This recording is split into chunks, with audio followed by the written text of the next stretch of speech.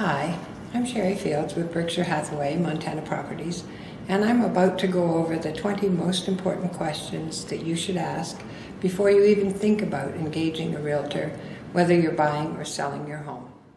Sellers will also ask, do I have to leave the home when we are showing our property? Sometimes it's because they have small children and it is not convenient for them to pack everything up and move out with the children for an hour or two. And sometimes it's because they have a home office. And of course my answer has to be that yes, it's beneficial to the sale of the home that there isn't someone there, because buyers like to be able to walk through the room and make comments about the house that they wouldn't make if a seller were standing there or in the room or in another room that might overhear them, because they would be afraid of hurting their feelings. And it might not even be a very negative comment. It might just be something like, well, I would change the wallpaper in this room, or I would paint that room green. And those comments, in fact, could be indicators that the buyers are interested in your property. And if it's absolutely impossible for you to get away when a showing is requested, then you can by all means say, let's make it for another time, when you can make the effort to leave the home, so that